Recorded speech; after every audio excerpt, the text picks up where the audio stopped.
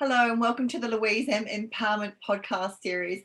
I'm absolutely thrilled to have Lesa Hinchcliffe speaking with me today. Lesa is a professional speaker and author. Reading Think and Grow Rich at 16 set Lesa on a journey that has seen her experience the highs and lows of a hugely diverse business journey. She spent 20 years in the media, the first 5 predominantly in front of the camera before founding her own production company. In 2015, Lesa started to write Entrepreneur to Megapreneur, a book that documents the business life journeys of 8 highly successful West Australians. Initially, it was a daunting and hugely challenging undertaking. A decision to implement the daily actions and habits of the megapreneur she was writing about unleashed a level of determination she'd never before experienced or expected. Entrepreneur to Megapreneur was released in late 2019. The process changed Lesa within, although, as she now acknowledges, if she had known before what she knows now, she would have realised change was inevitable. Welcome, Lesa. Thank you so much for speaking with me today. Thanks, Louise. It's good to be here. Well, I'm really intrigued about where our empowerment started from. And so I'd love to take you back to your childhood. And I must admit, your book, Entrepreneur to Megapreneur, which is a beautiful book, and we'll talk more about that later, you go back to the early childhood of your entrepreneurs as well. But what does empowerment mean to you? It's a little bit different for everybody. I've thought about this so much over the journey of writing the book and obviously before Louise, but for me, to be empowered means to be unencumbered by limiting beliefs. It means to have the courage and the confidence to go forward and do whatever it is you want to do in life because you believe that whatever you do, it is possible to have success. You know, it is that confidence and that courage. I think that there is a lot in that. It means to be in control of life rather than life being in control of you. That to me is, you know, there's quite a few things that make it up, my definition of empowerment. And I know that for many people, it's many different things, but that's how I see it. And for you, is it more an emotional thing that starts, or is it a physical? Is it the emotional becomes a physical feeling? You know, I think it's. Oh no, I think without question. Again, this is my view, but I believe it's both.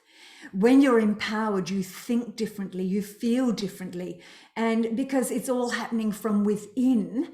But when you are empowered, the way you talk, the way you walk, the way you sound, the way you hold yourself is different because you're having this feeling of great confidence and courage. And so therefore it can't help but come out of you in a very physical way. It is so important to have that, to feel empowered because, and I do think that once you are empowered, it's not something that stays with you all the time. It's something that comes and goes. And if you are to actually be empowered on a perpetual basis, which is not really, I don't believe that's absolutely possible. But there are many things that you can do to give yourself the best chance of being perpetually empowered, or as close to as you can get. Yeah. So, well, let's start at the beginning and take you back to your childhood. And you were saying, because I mean, we talk about business journeys, don't we? But I'm intrigued of going before that and how it was as a child for your empowerment. You were talking about limiting beliefs. Did you have limiting beliefs as a child, or did you just think you could do anything? Were you? Did you feel listened to and valued as a child? You know, how I mean, you've got 2 sisters. Yeah, I've got 2 sisters. I'm the youngest. Right. Quick answer to that is no, I did not feel empowered as a child. Not that I gave it any thought. I didn't really know what was going on at all. I was probably almost, I had debilitating limiting beliefs. Wow. Absolutely debilitating. But it is the reason that I read probably a book at the age of 16 that for me was life-changing. In fact, I've got it right here. I'm going to hold it up. Can you see this book? It's Napoleon Hill's Think and Grow Rich. A lot of people read it and a lot of people get different things out of it. As I say, I read it when I was 16.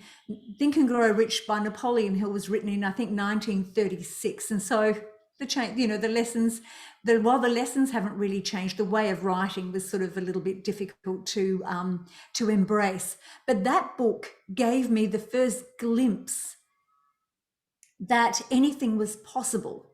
But at that time, I was young and I didn't really embrace the whole idea that any problems, any limiting beliefs, or anything that was holding me back was actually coming from within. That happened later on. But as a child, like so many children at the time, and still goes on, there was bullying to contend with. There was a feeling of powerlessness, unheard, because back then, as children, going to school in the 60s and in the 70s, we were almost taught it was right to be considered, you must be seen but not heard. You please be humble, don't show, don't talk about how good you are or let anybody think that you're good. And so therefore you actually had to suppress yourself. And not that I really had anything to actually write home about, but I believe that everybody has some great abilities, but unless somebody comes along and acknowledges those, you can go through life and not realize that you're worthy. And that's how I felt as a child. I did not feel worthy. We are very similar in our childhoods, I think, and we had a blissful childhood, but yes, you definitely seen and not heard. And I was brought up more to be more the housewife, I suppose, and that's not putting my parents down at all. It's nothing to do with that. And I think with this empowerment journey, that's what I want to show people, that it really doesn't matter at the end of the day what your childhood was like. There are ways of becoming empowered as an adult. So 100%. What fascinated me then was Think and Grow Rich. I mean, that's quite an adult book. You were only 16, and what, did it fall off a shelf in front of you? I found it on my dad's bookshelf. I found a number of books on my dad's bookshelf. I found a lot by Edgar Allan Poe at the time, which I got into first. But I was very much a loner. But there was something within me. There was a strength within me that I don't know where it came from, but it was within me.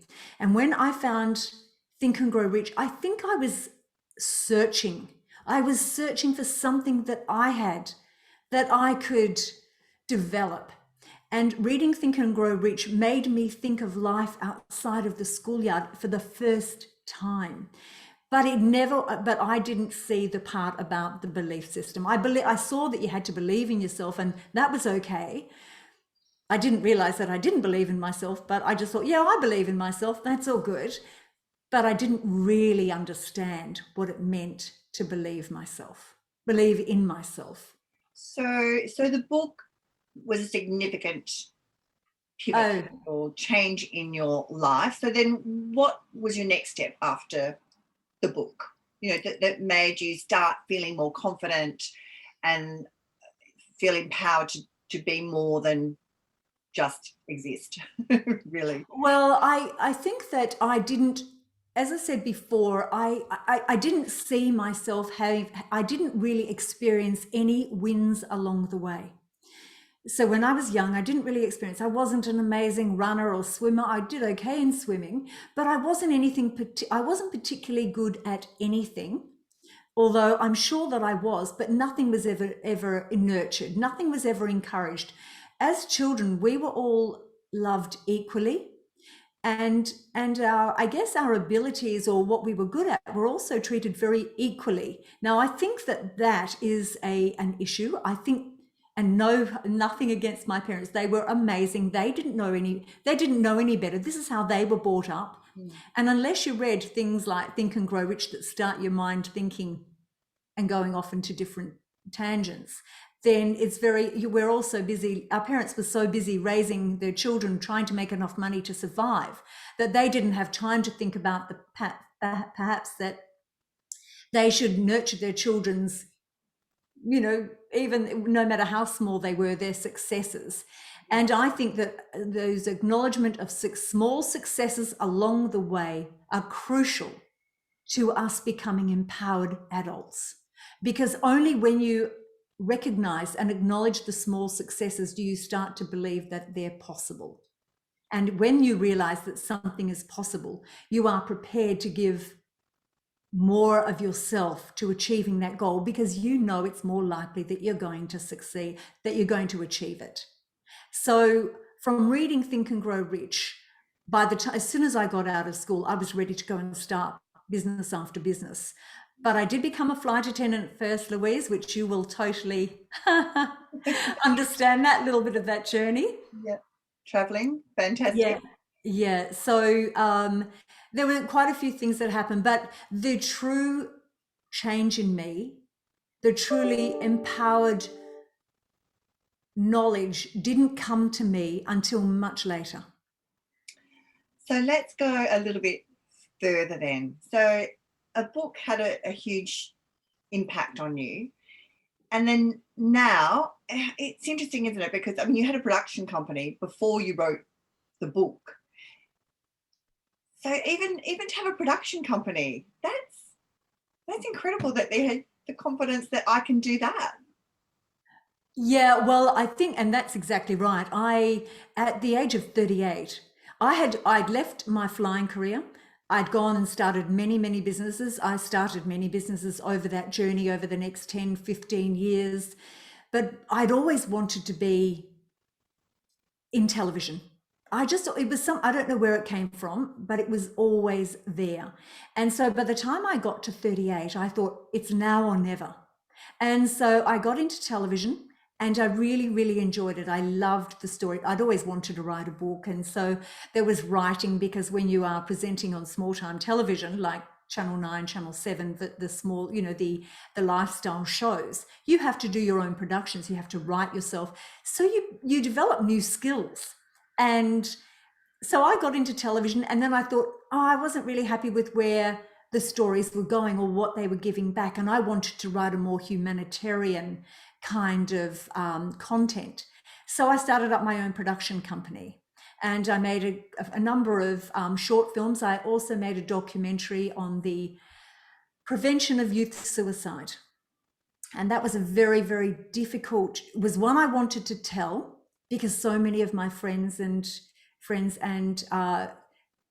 children of friends of mine had taken their own lives, and I saw the impact. And I myself, I'm going to be honest, I struggled with suicidal ideation and didn't realize for many, many years that I actually had been, self-harming. But I can pretty much tell you there are a lot of people out there that self-harm in many, many different ways. And so I had gone through all of this, and then my marriage broke down. It was a very, very difficult time. So there was much going on. And it was during the production, the post-production of that documentary, that something truly profound happened to me. I won't go into it now, but it was so profound. But nevertheless, it took me 2 years after that event for me to actually acknowledge for the first time that I was the holder to the key to my future. And it was a massive awakening for me to realize that actually, if I was going to make anything happen for myself in my life, it was going to have to be up to me to make it happen. And it was a real switching point. So at what age were you there? You were talking about 38, the production company. So in my 40s. That happened in my 40s. That's when my journey really began. Yeah, it's interesting because, as you know, I was a flight attendant as well, and I would sit on that plane and go, there's more. Oh gosh. It feels like there's more I could be doing, I want to do. It's interesting, isn't it? It's in the 40s. Did you go through the every takeoff and landing thinking, I don't have time to sit here, because we had to sit down for every takeoff and landing, and I'm thinking, I want to be out there doing things. I want to be out there achieving things. Yes, well, I think that's when we started doing a lot of mining flights, And the customer service side of it wasn't there. The guy, the miners would just get on and sleep basically, and I'm like, God, this is a waste of time. I could be doing something else. So it's definitely You understand that. in my Well, that happened to me. That realization happened to me in my 20s with the flight attendant side of things. That was when I realized that business was my calling, and I had to leave. I left flying to start a number of businesses, and of course eventually had my own production company, which is where I was then. Yeah. Fantastic. So what led to the book, and how has that changed? I think that has changed. Again, it's you've listened to so many amazing, successful West Australians and seen their empowerment. They must have added to your empowerment journey. Without a question, without any question at all. The massive changes have happened since then. What that did is that while I obviously wanted to know how, because I'd been on my own journey and I had tried so hard for so many years, tried so hard to have great success, because that's what I wanted, great success.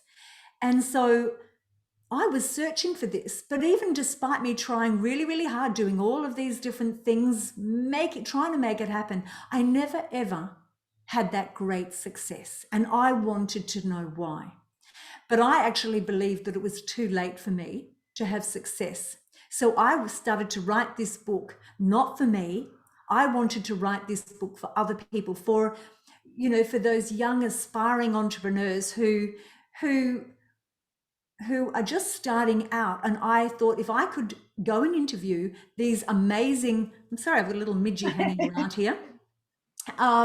If I could find out how they did it, I could then share that information in a book so that other people would be able to benefit from that knowledge and not have to go and not have to experience what I did, which was debilitating self-doubt and never to achieve what I really wanted to achieve, which for me was great business success. I loved it. After your book, it might have even been at the launch of your book. I was privileged enough to be at, or a conversation we've had in your kitchen at times when we have felt disempowered over the years ourselves in business journeys, and we've had these kitchen conversations. But you said, I now feel successful, and I love that. So what was it that you realized you were actually a success? Well, I think I did, because I had always been looking outside of myself for success. But the success comes from within. It comes from being an empowered spirit, and that's been the biggest realization for me. But I want to say this, because I only just thought about these words the other day, that writing the book changed me, but it didn't change me because I wrote a book. What changed me was because I started to implement the actions and the habits of the people I was writing about. And that included my mindset, which is now what I speak about, because it's having the awareness. I'm going to just tell you quickly, I have I call them my 3 A's. The awareness, and these are the three A's of mindset management, or for me, the Megapreneur mindset. You've got to be aware. You've got to have an awareness, number one, because without awareness, you can't go anywhere. You've got to have an agreement with yourself that something needs to be done. And then you have to take action. Now, they are the 3 things that I realized that these megapreneurs had that I didn't have. And that was where I first started to realize. I was sitting in the living room with Sasha de Breton, this amazing Sasha de Breton from $1 Million Makeovers. And I'm thinking, oh my goodness, isn't she a confident girl? Almost in a negative kind of a way, I have to admit, as embarrassing as that is now. But it wasn't until I got home that I realized that without that sense of confidence, without that absolute belief, there is no way she could have achieved what she did. Now, that was when I also realized that I had a confidence about me, which enabled me to do these things. but I didn't have that belief. And it's because confidence you can wear, belief is on the inside. And so therefore you need to change yourself from the inside. Yes. So let's talk about Sorry, I go on and on. No, it's fascinating. I love it. And the self-development. And we were just saying actually about Tony Robbins' courses that we've both signed up for but can't go due to COVID. But yeah, what other things? Who do you love listening to? You know, is there like, did I mention to you Joe Dispenza? Yeah, I think, you know, who do you listen to? Is there I really love a big thing for you, isn't it? Meditation? Yeah, meditation is a big part of my life. And I realize how important it is, because when I don't meditate, it's a problem for me. I don't feel as good. But yeah, Joe Dispenza, he is truly a remarkable, remarkable person. I don't know if you've heard of a guy called Jim Kwik.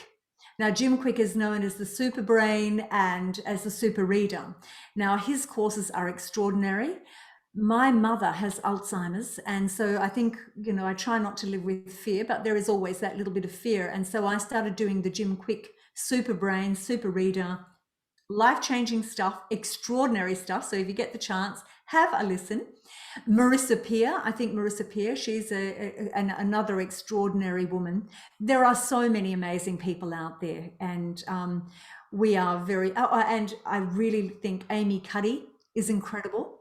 And yeah, which I love. I'm sure you've actually been somewhere where I've talked about that. In fact, if I recall, at an event that you and I were at, Louise.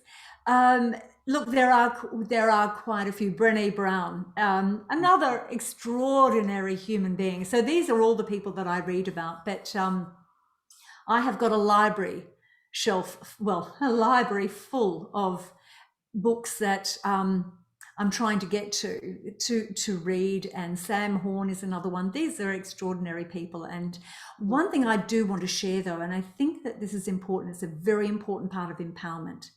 It's something that happened to me late last year.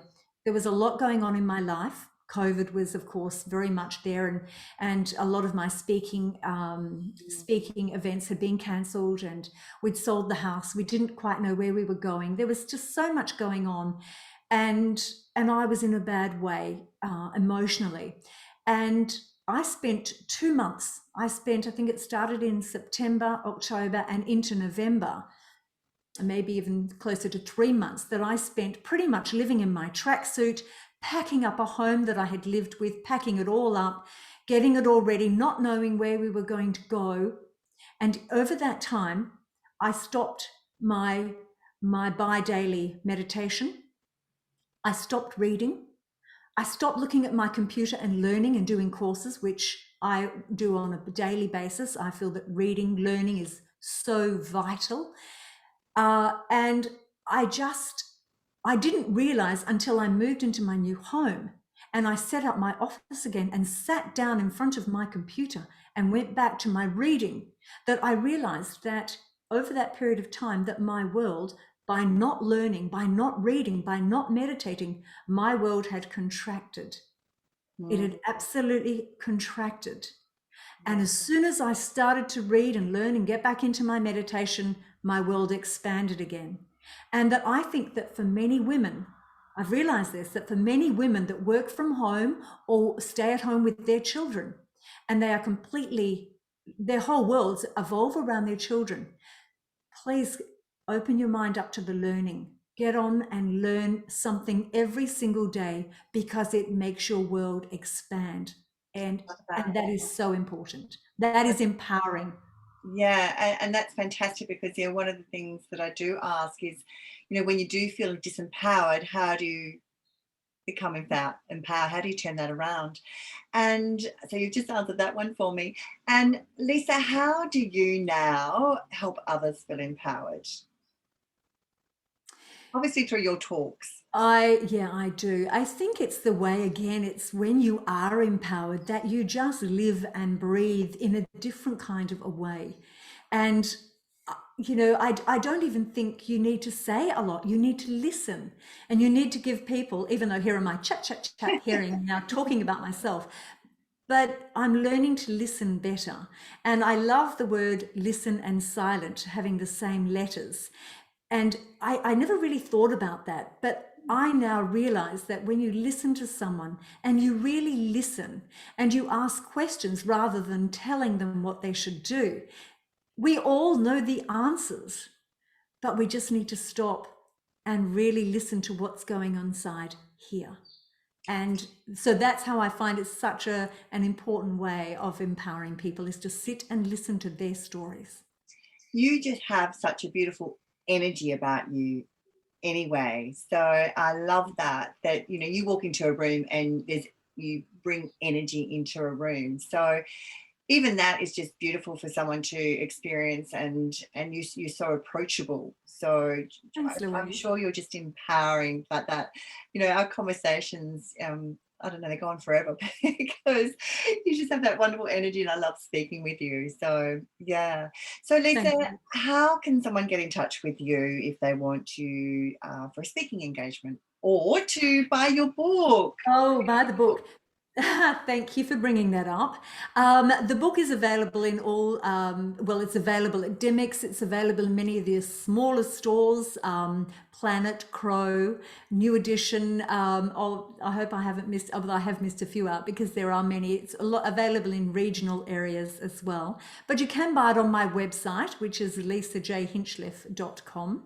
And you can go there, and if you leave me a note, I will always put an inscription if you'd like me to write something in there in the book. It is worth reading, and I actually can say this now with a greater conviction, because the book itself is quite immersive, and that is the best way to learn and to become, is to actually immerse yourself in the actions of others, of really successful people, if that's what you're searching for. Yeah, and what I love about your book is you can just sit down and read about one person and then another. You know, you don't have to sit and read the whole lot, but yeah, because I haven't read all of them. I'm sure about six. So, but I must get on to the rest. I must do that after you've actioned me, which is fantastic. Louise, have you read Sacha de Bretton's? I have, yes.